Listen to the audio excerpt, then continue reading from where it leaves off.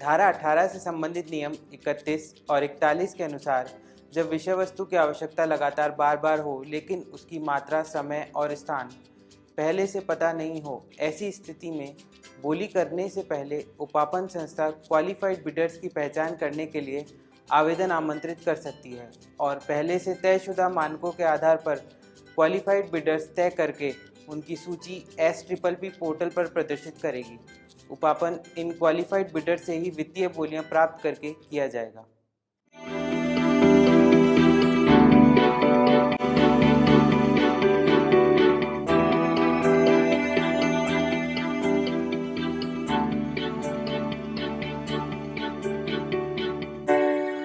अब हम बात करेंगे pre qualification of bidders, section 18 और रूल 31, 41, नियम 31 और 41 और सेक्शन 18।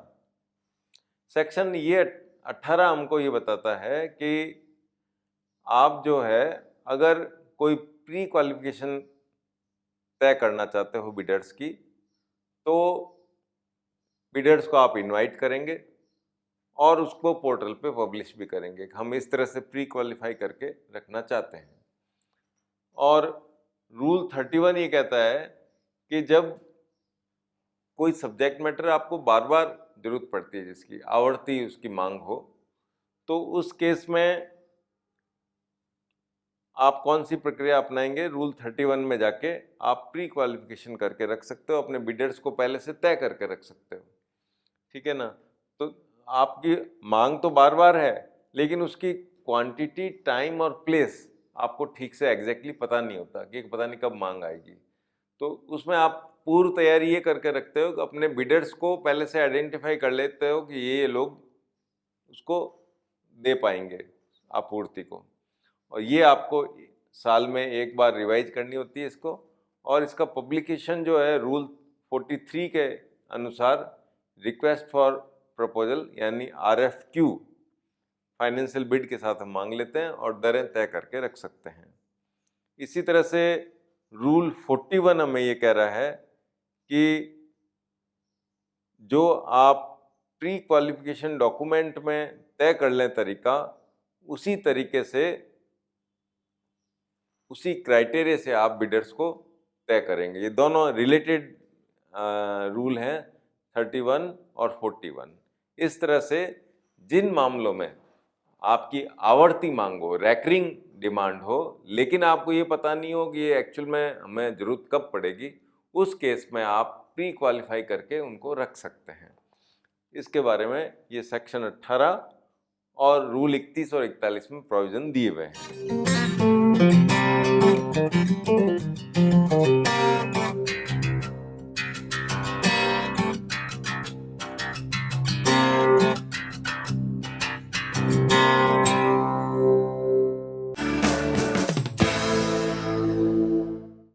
बोली लगाने के रजिस्ट्रेशन के बारे में धारा 19 में प्रावधान किया गया है, जिसके अनुसार जिस विषय वस्तु की उपापन संस्था को या उपापन संस्थाओं के मध्य बारंबार आवश्यकता पड़ती हो, उसके लिए धारा 7 क्वालिफिकेशन ऑफ बिडर्स तथा दूसरे क्राइटेरिया के अनुसार प्रस्ताव आमंत्रित कर रजिस्ट्रेशन किया जा सकता है। जहां कोई उपापन संस्थान उपापन की विषय वस्तु के संबंध में बोली लगाने वालों को रजिस्ट्रीकृत नहीं करती है, वहां वह किसी अन्य उपापन संस्था के रजिस्ट्रीकृत बोली लगाने वालों की सूची, यदि कोई हो, का उपयोग कर सकेगी।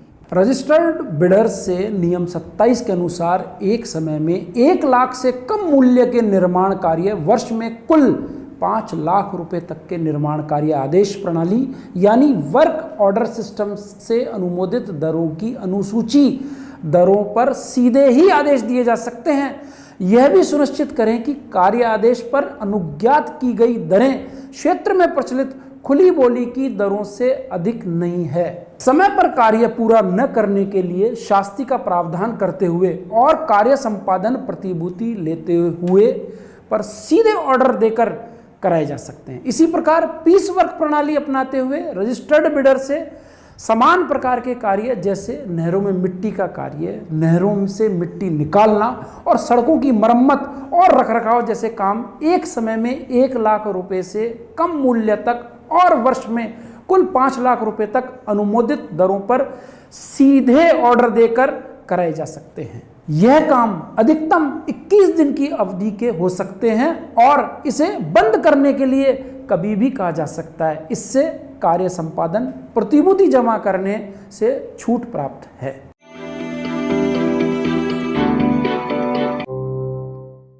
इससे मिलता जुलता एक और प्रावधान है रजिस्ट्रेशन ऑफ बिडर्स का, सेक्शन 19 और रूल 27 और 30। ठीक है, सेक्शन 19 ये कहता है when subject matter is required repeatedly among the P's or a PE may invite offers for registration as per section 7 qualification of bidders and criteria set out in the bidding document. Other department may use the list. ठीक है, ये वही बात है, उससे मिलती जुलती है। आप रजिस्ट्रेशन करके भी रख सकते हैं बिडर्स का। जिस चीज़ की आपको ज़रूरत बार बार पड़ती हो उसके लिए आप रजिस्ट्रेशन करके रख सकते हैं।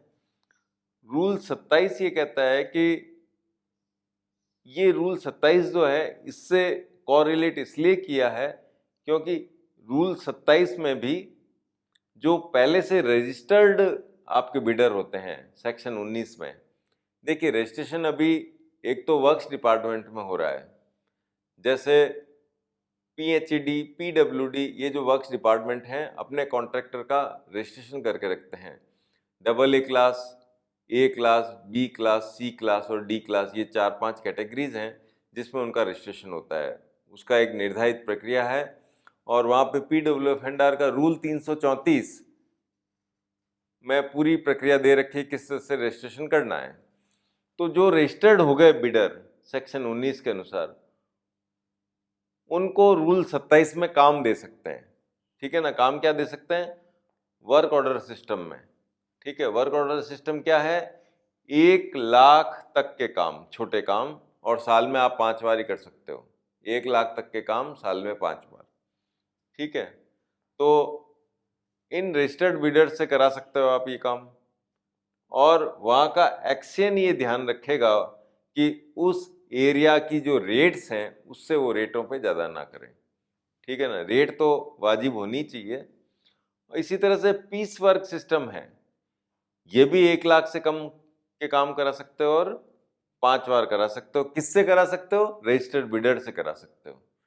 ठीक है, और इसके अंदर खास बात यह है कि नॉर्मली तो आपको अवॉइड करना होता है, लेकिन यूनिफॉर्म टाइप वर्क होता है ना, जैसे कैनाल में मिट्टी आती रहती है, अब ये एक तरह का यूनिफॉर्म टाइप का काम है, मतलब मिट्टी आएगी, मिट्टी निकाल के बाहर फटकनी है।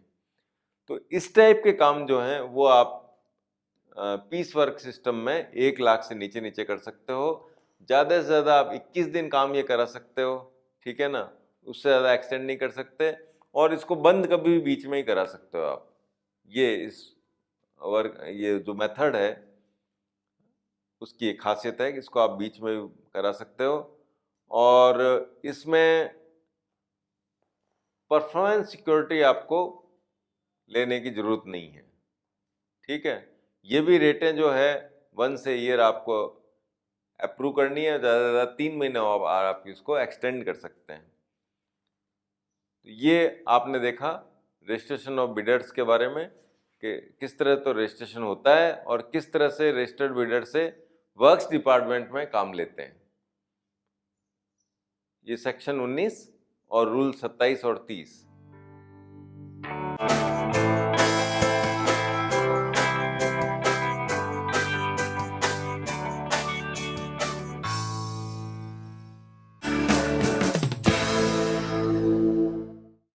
बोली दस्तावेजों में कौन कौन से बिंदु शामिल करना जरूरी है, यह धारा 20 और नियम 36 में विवरण अंकित किया गया है।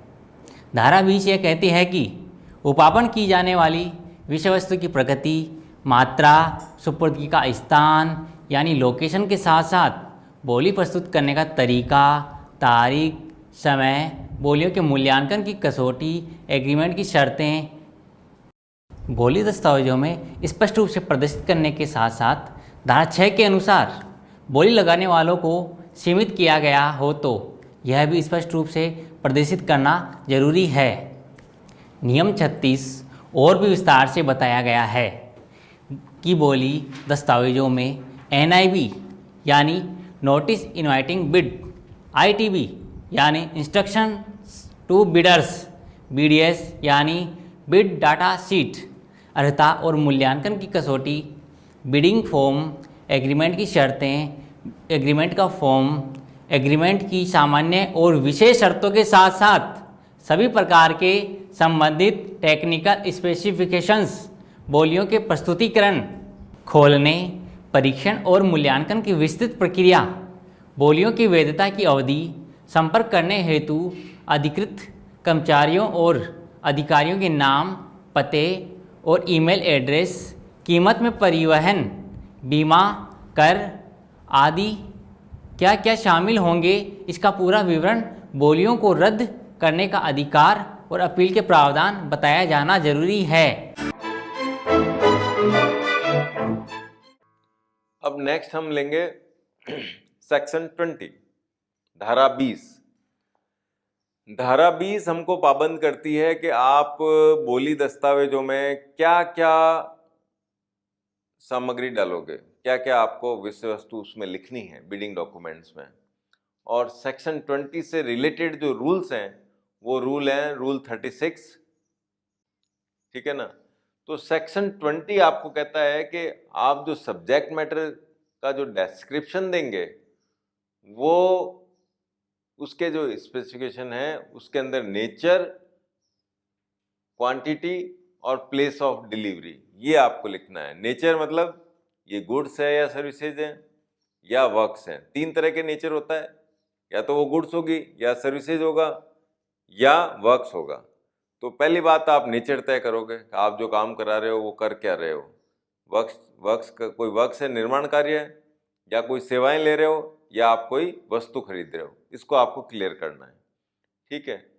और सेकेंडली अगर आपने बिडर्स के लिए कोई लिमिटेशन रखी है पार्टिसिपेशन की, ये भाग लेगा ये नहीं लेगा, तो वो आप क्लियर करोगे सेक्शन 6 में जैसा परिभाषित है। सेक्शन 6 हम देख चुके हैं, उसमें हमने देखा था कि PE मतलब प्रिक्योरिंग एंटिटी कोई डिस्क्रिमिनेशन नहीं करेगा, लेकिन राज्य सरकार घरेलू उद्योगों को प्रोत्साहन देने वगैरह के लिए कर सकती है। तो यहाँ पे भी आपको MSME वगैरह का ख्याल रखना है जबकि आप बिडिंग डॉक्यूमेंट बना रहे हों, ठीक है।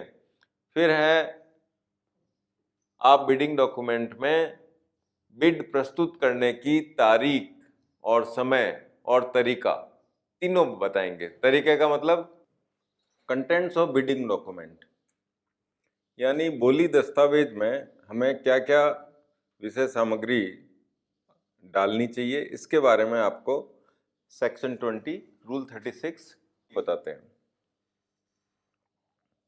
सेक्शन 20 हमें कहता है कि सब्जेक्ट मैटर का जो डिस्क्रिप्शन है इसमें आप बिल्कुल क्लियरली उसका नेचर, क्वांटिटी और प्लेस ऑफ डिलीवरी जरूर लिखेंगे।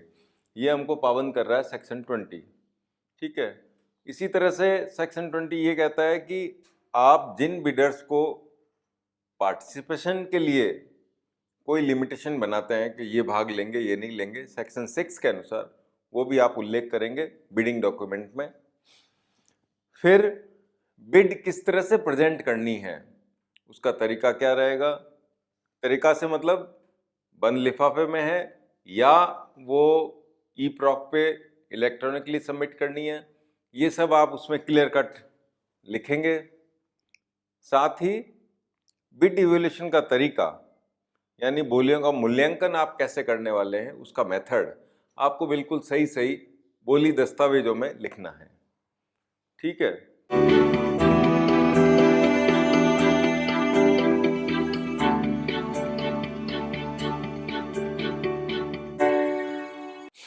अब देखिए, आप मान लीजिए कोई बोली दस्तावेज बनाते हैं, बिड डॉक्यूमेंट जब भी बनाएं तो उसके अंदर रूल 36 की पालना कर लें। मतलब कम से कम उसमें ये हेडिंग्स सारे होने चाहिए। हेडिंग्स कैसे एक तो आपके पास NIB होना चाहिए, नोटिस इनवाइटिंग बिड। देखिए ये वही है जो हम समाचार पत्रों में देखते हैं, बोली प्रकाशन जो निविदा सूचना होती है वो, इसको NIB बोलते हैं निविदा सूचना को, तो वो होनी जरूरी है। इसके बाद इंस्ट्रक्शंस टू बिडर्स, ITB होना जरूरी है। यानी एक आप ITB हेडिंग से अपने डॉक्यूमेंट में लिखेंगे कि बिडर्स के लिए क्या क्या इंस्ट्रक्शन है, कैसे उनको फॉर्म भरना है, कौन कौन से लगाने हैं, चेकलिस्ट क्या है, ये सब उसमें होना चाहिए। इसके अलावा bid data sheet, bid data sheet में मेनली जो जो तारीखें हैं उनको हम उल्लेख करते हैं, प्लस बिड डॉक्यूमेंट की कॉस्ट कितनी है, बिड सिक्योरिटी कितनी है, परफॉर्मेंस सिक्योरिटी क्या रहेगी, ये सब एक शीट के तौर पे हम उसमें मेंशन करते हैं, उसको बिड डाटा शीट कहते हैं। उसमें आप बोली खुलने की दिनांक, बोलियां कब जारी की जा रही हैं, और प्री बिड मीटिंग अगर है तो वो कब है, ये सारी डेट आती है, इसलिए इसका नाम रखा हुआ है बिड डाटा शीट। इसके अंदर मेन तारीखें लिखते हैं, प्लस क्या क्या फीस वगैरह है वो लिखते हैं। एक पेज का ये करीब करीब होता है, तो ये बिड डाटा शीट उसमें जरूर होनी चाहिए। Plus qualification and evaluation criteria, यानी बिडर्स के लिए क्या क्या योग्यताएं आपने तय करी है और आप बोलियों का मूल्यांकन कैसे करने वाले हैं, उसको डिटेल में आपको बोली दस्तावेज में डालना है। और ध्यान रखिए, इसको आप बाद में चेंज नहीं कर सकते किसी सूरत में। एक बार आपने जो तय कर लिया बोलियों का मूल्यांकन इस तरह से होगा, तो वो बोलियों का मूल्यांकन उसी तरह से होगा, कोई आप नया मेथड नहीं लगा पाएंगे। इसके बाद बिडिंग फॉर्म्स, कुछ बिडिंग फॉर्म्स आप बना के अपनी आवश्यकता के अनुसार उसमें डालते हैं। जैसे टर्नओवर का क्या फॉर्मेट होना चाहिए, आप डाल सकते हैं कि इस फॉर्मेट में बिडर्स अपना टर्नओवर का सबमिट करेंगे। और भी बहुत सारे फॉर्म्स हो सकते हैं, जैसे दवा के टेंडर हैं तो उसमें किस तरह से आप गुड मैन्युफैक्चरिंग सर्टिफिकेट या और भी तरह तरह के डॉक्यूमेंट जो किसी प्रिक्योरमेंट के लिए ज़रूरी हैं, वो आप इसमें ई वाले में, रूल 36 का ई, इसमें आपको कवर होता है। इसी तरह से condition of contract and contract forms, जो L1 बनेगा, जो L1 होगा बाद में जाके, जो भी न्यूनतम बोलीदाता होगा, उसके साथ हम क्या एग्रीमेंट करना चाहते हैं, वो एग्रीमेंट का प्रारूप भी आपको एडवांस में डालना है, ताकि उसको पता रहे कि मेरे को अगर बोली मिली तो मेरे को क्या क्या उसमें शर्तें रहेगी, वो उसको पहले से पता होना चाहिए। तो उसमें general condition of contract, special condition of contract और कॉन्ट्रैक्ट फॉर्म, ये सारे उसमें आपको डालने हैं। ठीक है, और भी कोई डॉक्यूमेंट आपको याद आ जाए या आपको ज़रूरी लगे तो आप इसमें डाल सकते हैं।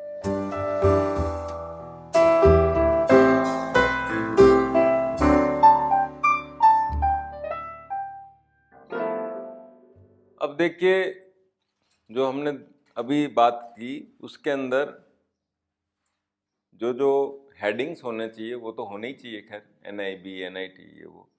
इसके अलावा बिडिंग डॉक्यूमेंट के अंदर criteria and procedure to ascertain the qualification with proof, मतलब एक संवेदक को, एक बोलीदाता को अपनी क्वालिफिकेशन के बारे में क्या क्या डॉक्यूमेंट्स लगाने हैं वो आप उससे स्पष्ट पूछ लेंगे, उसको बता देंगे आपको ये लगाने हैं।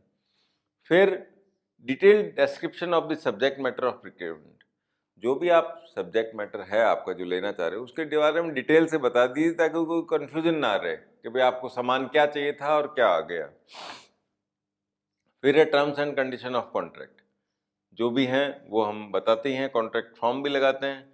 फिर बिडर्स राइट टू अपील, यानी मान लो किसी को ग्रीवेंस हो तो उसके लिए अपील के क्या ऑप्शंस अवेलेबल हैं, वो उसको आपको बिडिंग डॉक्यूमेंट में लिखना है। कौन फर्स्ट अपीलेंट अथॉरिटी होगा, कौन सेकंड अपीलेंट अथॉरिटी होगा, अपील की फीस कितनी होगी, वगैरह वगैरह, ये सारी डिटेल आपको डालनी चाहिए। अपील का एक चैप्टर है अलग से, तब हम उसमें भी बात करेंगे। और इसके बाद है bid document should be ready before NIB। आप जब भी NIB जारी करते हैं उससे पहले पहले, अभी हमने पीछे भी देखा था जो टाइम फ्रेम तय कर रखा है रूल 40 में, तो उसमें भी ये है कि भाई आप जिस दिन NIB जारी करते हैं या पोर्टल पे डालते हैं उस दिन आपको बिड डॉक्यूमेंट अवेलेबल कराना है, बेचना है, ठीक है। तो bid document should be ready before NIB so that you can sell the bid document on the date of NIB। जिस दिन आप NIB जारी करें उस दिन आपको बिड डॉक्यूमेंट बेचना है, उसमें आप डिले नहीं करेंगे।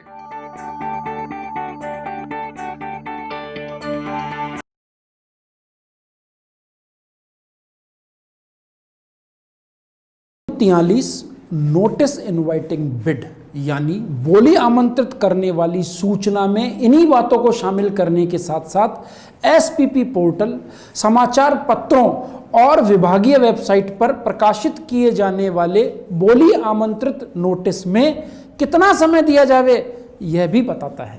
माल और सेवाओं के उपापन में 10 लाख रुपए तक के उपापन के लिए 7 दिन का नोटिस एक क्षेत्रीय समाचार पत्र के साथ साथ उपापन संस्था और समस्त अधीनस्थ कार्यालयों और खंड मुख्यालयों के नोटिस बोर्ड पर 10 लाख से अधिक और 1 करोड़ तक के उपापन के लिए 10 दिन का नोटिस एक क्षेत्रीय दैनिक समाचार पत्र और 50,000 प्रतियों और उससे अधिक का परिचालन रखने वाला एक राज्य स्तरीय मुख्य दैनिक समाचार पत्र के साथ साथ उपापन संस्था और समस्त अधीनस्थ क्षेत्रीय कार्यालय और खंड मुख्यालयों के नोटिस बोर्ड पर और 1 करोड़ से अधिक के उपापन के लिए 20 दिन का नोटिस एक अखिल भारतीय स्तर के दैनिक समाचार पत्र, 50,000 प्रतियों और उससे अधिक का परिचालन रखने वाला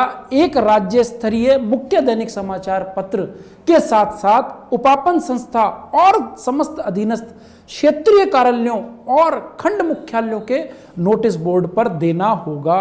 जहां जरूरी हो वहां रीजंस रिकॉर्ड करते हुए इस नोटिस पीरियड को रिलैक्स करने की पावर 50 करोड़ रुपए तक के उपापन में उपापन संस्थान और 50 करोड़ से अधिक के उपापन में प्रशासनिक विभाग को है। संकर्मों यानी वर्ष के उपापन में 10 लाख रुपए तक के उपापन के लिए 7 दिन का नोटिस एक क्षेत्रीय समाचार पत्र के साथ साथ उपापन संस्था और समस्त अधीनस्थ क्षेत्रीय कार्यालय और खंड मुख्यालयों के नोटिस बोर्ड पर, 10 लाख से अधिक 2 करोड़ तक के उपापन के लिए 10 दिन का नोटिस, 50,000 प्रतियां और उससे अधिक का परिचालन रखने वाला एक राज्य स्तरीय मुख्य दैनिक समाचार पत्र के साथ साथ उपापन संस्था और समस्त अधीनस्थ क्षेत्रीय कार्यालयों और खंड मुख्यालयों के नोटिस बोर्ड पर, और 2 करोड़ रुपए से अधिक और 50 करोड़ रुपए तक के उपापन के लिए 20 दिन का नोटिस वृहत परिचालन वाला एक अखिल भारतीय स्तर का अंग्रेजी समाचार पत्र, एक क्षेत्रीय और 50,000 प्रतियां और उससे अधिक का परिचालन रखने वाला एक राज्य स्तरीय मुख्य दैनिक समाचार पत्र के साथ साथ उपापन संस्था और समस्त अधीनस्थ क्षेत्रीय कार्यालयों और खंड मुख्यालयों के नोटिस बोर्ड पर 50 करोड़ से अधिक के उपापन के लिए 30 दिन का नोटिस वृहत परिचालन वाला एक अखिल भारतीय स्तर का अंग्रेजी दैनिक समाचार पत्र, 50,000 प्रतियों और उससे अधिक का परिचालन रखने वाला एक राज्य स्तरीय मुख्य दैनिक समाचार पत्र के साथ साथ उपापन संस्था और समस्त अधीनस्थ क्षेत्रीय कार्यालयों और खंड मुख्यालयों के नोटिस बोर्ड पर देना होगा। वहीं अंतर्राष्ट्रीय प्रतियोगी बोली की दशा में, जिसमें बोली का नोटिस अंतर्राष्ट्रीय बोली लगाने वाले को संबोधित किया जाना है, बोली आमंत्रित करने वाला नोटिस उपयुक्त माध्यमों जो कि अंतर्राष्ट्रीय प्रत्युत्तरों को आकर्षित करते हैं का प्रयोग करते हुए अतिरिक्त रूप में प्रकाशित किया जाएगा। इसमें विदेशों में भारतीय दूतावास, भारत में विदेशी राजदूतावास, अंतर्राष्ट्रीय व्यापार जनरल इत्यादि को बोली आमंत्रित करने वाले नोटिस के परिचालन को सम्मिलित किया जा सकेगा। बोली आमंत्रित करने वाले नोटिस के प्रथम प्रकाशन की तारीख से बोली प्रस्तुतिकरण के लिए कालावधि 45 दिन की होगी। अखबारों में नोटिस सूचना और जनसंपर्क विभाग के माध्यम से दिया जाएगा।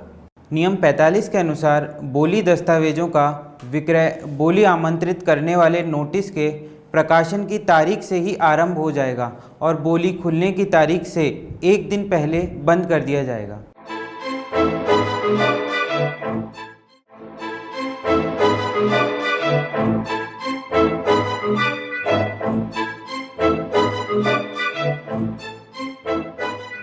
अब हम बात करेंगे आरटीपीपी रूल्स में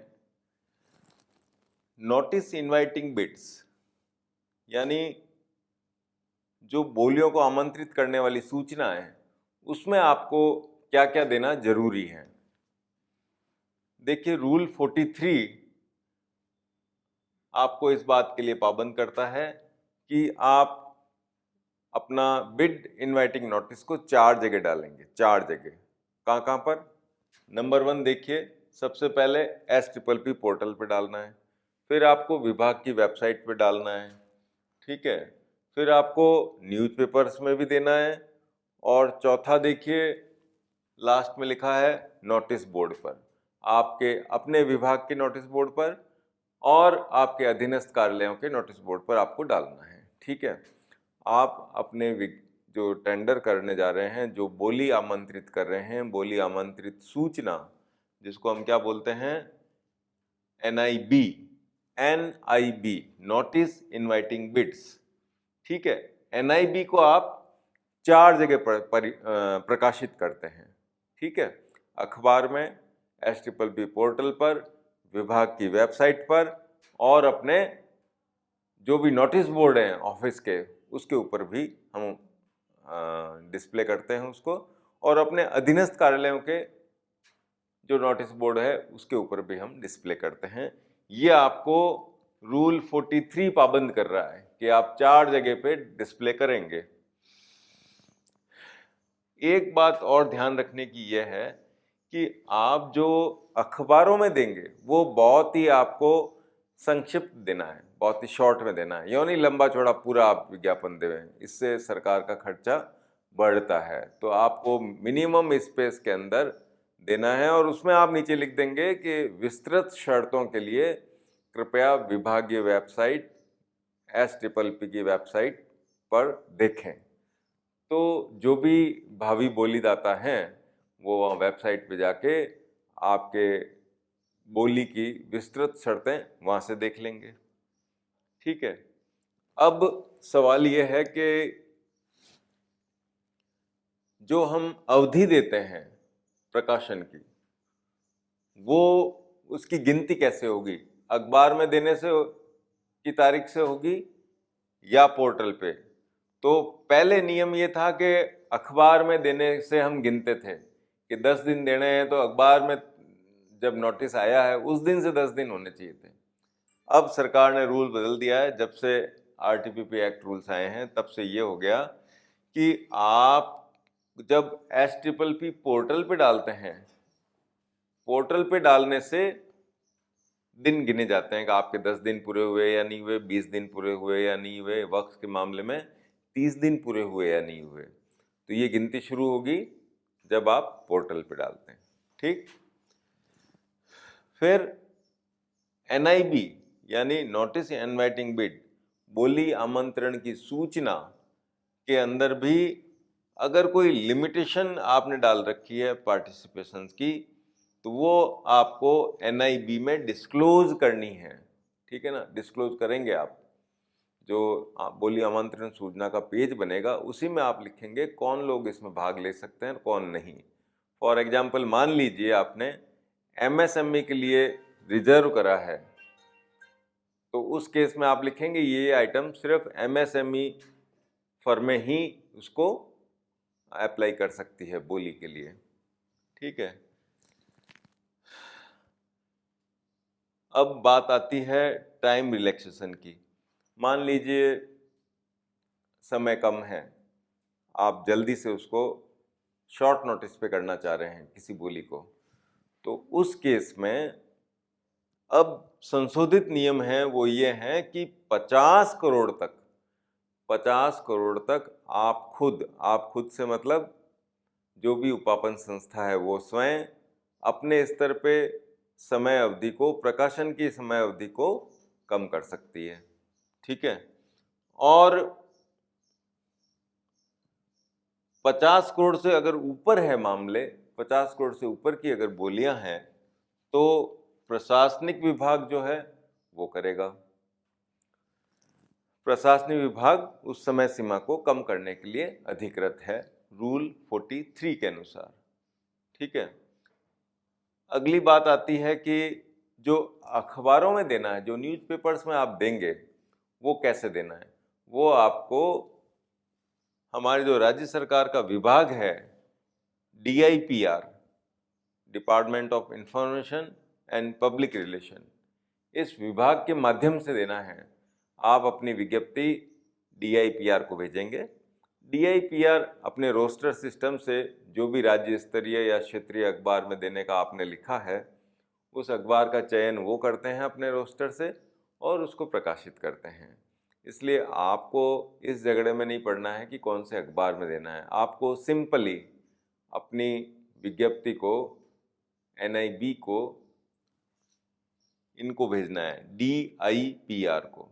ठीक है, ये प्रकाशित कराएंगे। फिर आप जानते ही हैं, हमारा डिस्कशन हो चुका है इस बारे में कि गुड्स और सर्विसेज के लिए जो हैं वो टाइमलाइन अलग अलग है। उस तालिका में जो पीछे हमने डिस्कस की थी, आपको उसके अनुसार समय देना है। अगला इसमें जो रूल 43 ने क्लियर कर रखा है वो है बोली दस्तावेज की कीमत। अब आप जब अपना बोली दस्तावेज बेचते हैं, सेल करते हैं, कितने में करें, क्या प्राइस होगी, इसका नियम में ये कहा हुआ है कि आपको उस बोली दस्तावेज को बनाने में जो भी लागत आई है, उस लागत के अनुसार आप उसकी बोली दस्तावेज की कीमत को तय कर सकते हैं। कई बार क्या होता है कि बहुत कॉम्प्लेक्स टेंडर होते हैं, बड़े टेंडरों में टेक्निकल बातें बहुत सारी होती हैं, तो हमको कई बार विशेषज्ञों की सलाह लेनी पड़ती है। कई बार कोई कंसल्टेंसी फर्म से भी हम अपना टेंडर बनवाते हैं, तो उसको भी पेमेंट होता है। तो अगर ऐसा कोई पेमेंट हुआ है तो उस लिहाज से आप फिर उसके अकॉर्डिंगली आप तय करते हैं कि क्या क्या प्राइस रखी जाए। हो सकता है आपने लाख 2 लाख अगर उसको दिए हैं तो 5-10 हज़ार रुपये भी आप रख सकते हो, कितने टेंडर बिकेंगे, क्योंकि उसका खर्चा आपको बेसिकली उसी से निकालने का आइडिया होता है। तो जो कॉस्ट आई है आपको बोली दस्तावेज बनाने में, उसके अनुसार आप बिड डॉक्यूमेंट की कॉस्ट रखते हैं। इसमें नियम की तरफ से पाबंदी नहीं है, ये डिसाइड एज ए PE यानी प्रोक्योरिंग एंटिटी आपको ही करना है, खुद को करना है। अब अगला सवाल है NIB कब आप बेचना शुरू करेंगे, कब से शुरू करें। तो देखिए रूल 43 कहता है कि आप जो है जिस दिन NIB आप निकालते हैं उसी दिन से तो आप बोली दस्तावेज बेचना शुरू करते हैं। बिड डॉक्यूमेंट उसी दिन से सेल करना शुरू करेंगे जिस दिन आपने प्रकाशन किया है SPPP पोर्टल पर। ठीक है, और आपकी जो खोलने की तारीख है उससे एक दिन पहले आप बंद कर दोगे। क्लियर, बेचना तो शुरू करोगे जिस दिन NIB डाली आपने SPPP पोर्टल पे, और उसको बेचना बंद कर दोगे जो भी आपके खोलने की तारीख है उस तारीख से एक दिन पहले आप स्टॉप कर देंगे बेचना। ठीक है,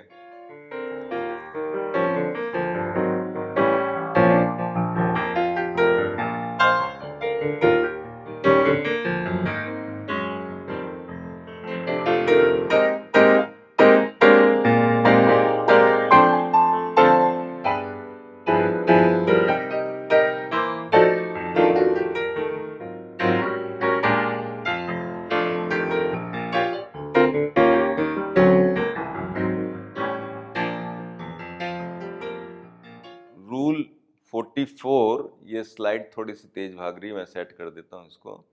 अब आप इसमें देखेंगे रूल 44, हमने बात कर ली कि प्राइस क्या रखें बिडिंग डॉक्यूमेंट की, तो वो हमने डिस्कस किया था अभी कि प्रोसेसिंग फीस जो लगेगी वो एज पर प्रिपेयरिंग कॉस्ट होगी, ठीक है, ये तो हम बात कर चुके हैं। तो रूल 44 में इसके लिए स्पेसिफिक लिखा गया है, और रूल 45 आपको बता रहा है कि सेल ऑफ बिडिंग डॉक्यूमेंट ये start on the date of publication of NIB and stop 1 day prior to the date of opening of bids. ठीक, नेक्स्ट चलते हैं अपन।